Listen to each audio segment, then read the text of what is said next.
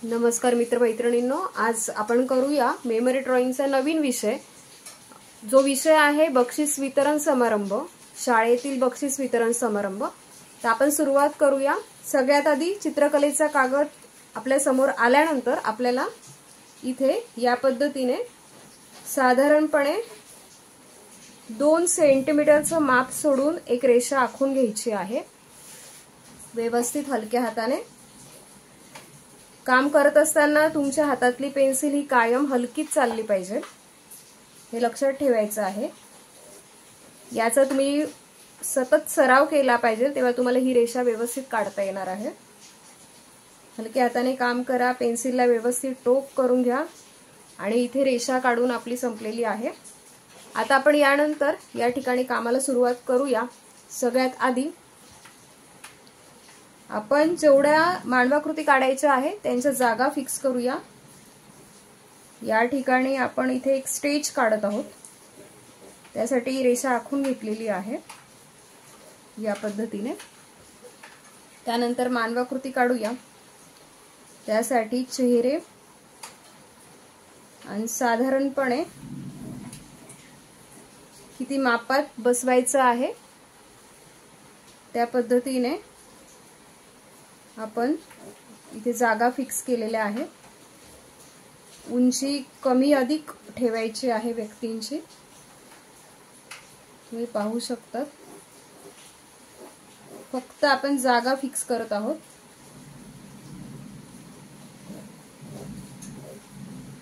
या पद्धतीने व्यक्तींच्या जागा फिक्स केलेल्या आहे आपण। आता आपण कामाला सुरुवात करूया। सर्वप्रथम डोळे काढूया।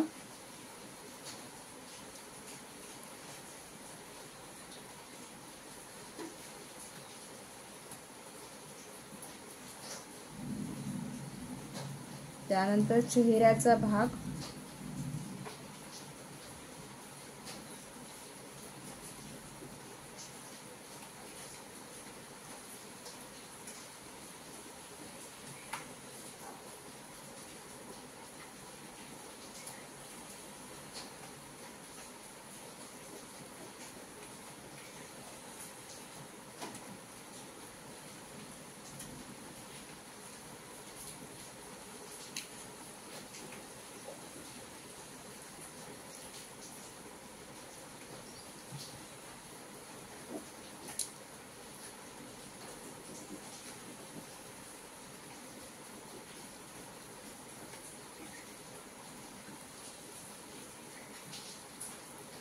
या ठिकाणी या पद्धतीने काम करायचं आहे आपल्याला। साडी दाखवत आहोत आपण।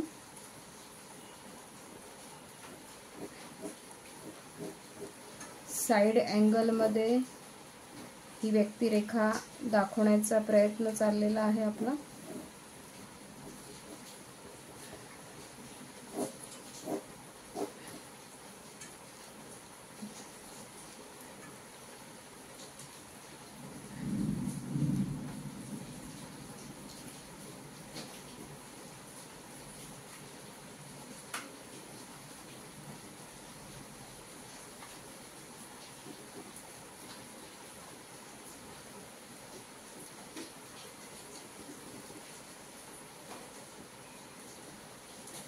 तुम्ही पाहत आहात या पद्धतीने आपण इथे काम करत आहोत।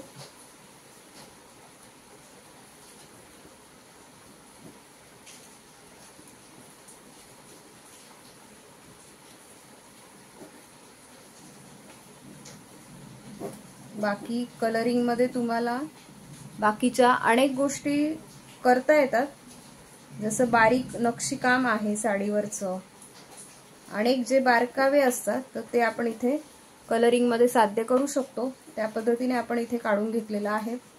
यानंतर ज्या व्यक्तीला बक्षीस दिलं जात आहे त्या व्यक्तीचा चेहरा जो आहे तो काढूया आपण।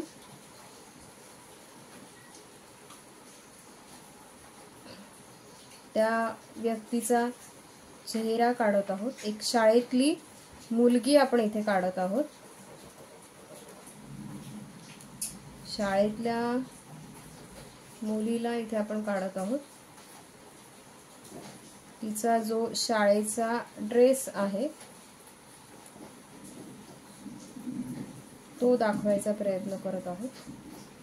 आणि या ठिकाणी तिने बक्षीस घेण्यासाठी आपला हात पुढे केलेला आहे, आपण ते दाखवत आहोत.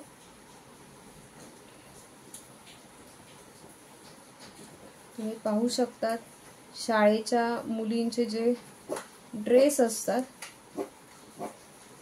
त्या पद्धतीने ड्रेस काढलेला आहे आपण. ती ज्या पद्धतीने उभी आहे ते आपण एक दाखवलेलं आहे.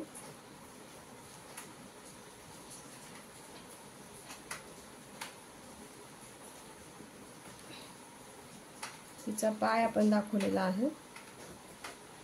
शाळेचा बेल्ट जो लावला जातो तो दाखवला आहे आपण.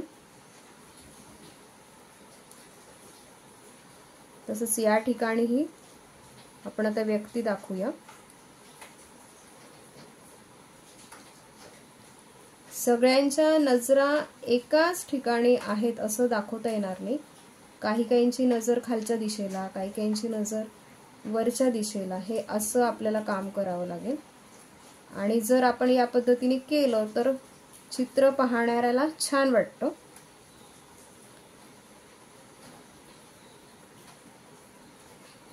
आता इथे पण मागच्या बाजूला एक मुलगी आपण दाखवलेली आहे की जिने दुपट्टा घातलेला आहे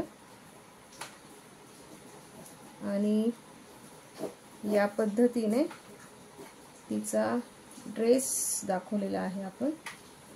तुम्ही पाहू शकता या ठिकाणी आपण तिचा जो ड्रेस आहे तो दाखवलेला आहे.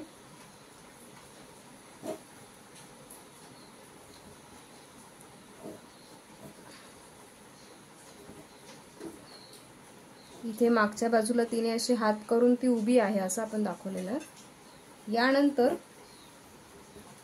पुढच्या भागामध्ये या ठिकाणी आपण एक व्यक्तिरेखा दाखवूया. कुठलीही व्यक्तिरेखा दाखवत असताना सगळ्यात आधी तिचा जो चेहरा आहे तो तुम्हाला कशा पद्धतीने काढता येईल चांगल्या पद्धतीने तर याचा प्रयत्न करा. चेहरा काढून झाल्यानंतर त्या व्यक्तीला तुम्हाला इथे काढायचं आहे. इथे एक मुलगा आपण दाखवत आहोत ज्याने टी शर्ट घातलेला आहे. या पद्धतीने तुम्ही पाहू शकता की या ठिकाणी या मुलाने टी शर्ट घातलेला आहे. त्यानंतर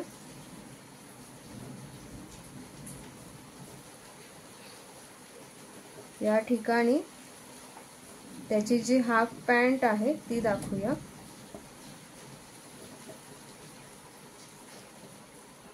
आणि इथे त्याचे पाय दाखवूया.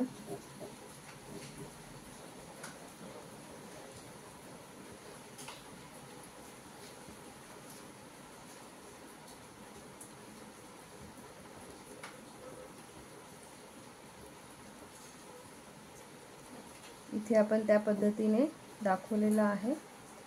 मुलाचा हात दाखवलेला आहे.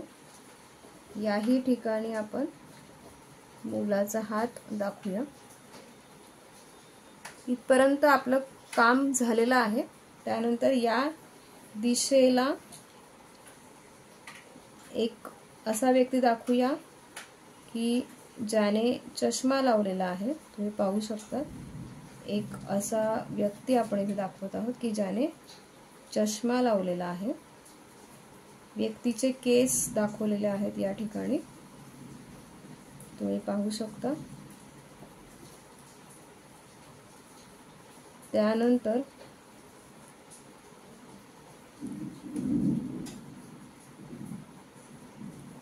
त्या व्यक्तीने सदरा घातलेला आहे असं आपण इथे दाखवत आहोत. तुम्ही पाहू शकता या ठिकाणी आपण सदरा घातलेला एक व्यक्ती दाखवलेला आहे.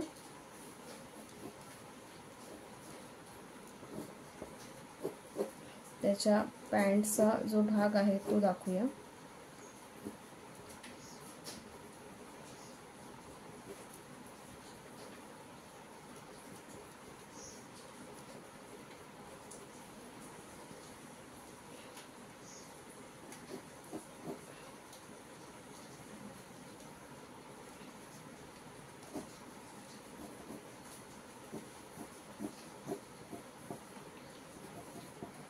इथे तो काहीतरी सूचना देतोय किंवा शाबासकीची थाप देतोय, या पद्धतीने आपल्याला हे दिसत आहे. याही ठिकाणी एक चेहरा दाखवूया आपण.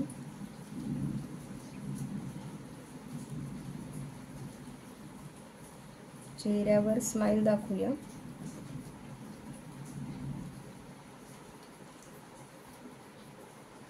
जोपर्यंत तुम्हाला अगदीच व्यवस्थित स्केच काढता येत नाही तोपर्यंत तुम्हाला चित्र हे व्यवस्थित प्रॅक्टिस करत राहणं गरजेचं आहे. जर तुम्ही प्रॅक्टिस करत राहिले तरच तुम्हाला चित्र जमू शकतं, अन्यथा तुम्हाला चित्र नाही जमणार. त्यामुळे सतत प्रॅक्टिस करणे, सराव करणे आणि ती प्रॅक्टिसही योग्य पद्धतीची असणे तर हेच महत्त्वाचं आहे. आपण प्रॅक्टिस करत आहोत पण चुकीच्या पद्धतीच्या चित्रांची प्रॅक्टिस करतोय, वारंवार तसे चित्र काढतोय तर त्यालाही अर्थ नाहीये. त्यामुळे आपल्याला व्यवस्थित येणाऱ्या किंवा आवश्यक असणाऱ्या चित्रांचीच प्रॅक्टिस करता आली पाहिजे, अन्यथा तुम्ही केलेले कष्ट वाया जातील. उदाहरणार्थ तुमचा जर अभ्यास असेल, तुम्हाला निबंध येणार असेल परीक्षेला आणि तुम्ही 3री 4थीच्या मुलांचा अभ्यास 7वी 8वीच्या वर्गामध्ये करता ते निबंधाचा, तर तुम्हाला त्याला मार्क कसे येतील. त्यामुळे आपल्या वयानुसार किंवा आपण ही ग्रेड एक्झाम जी देतो आहोत तर त्यानुसार इथे प्रॅक्टिस करणं गरजेचं आहे. तुम्ही पाहू शकता सर्व ठिकाणी आपण वेगवेगळ्या ॲक्शन मधले मुली काढलेल्या आहेत, बाई काढलेली आहे, माणूस काढलेला आहे. इथे ही जी मुलगी दाखवलेली आहे हिच्या पायामध्ये आता आपण चप्पल दाखवून देऊया.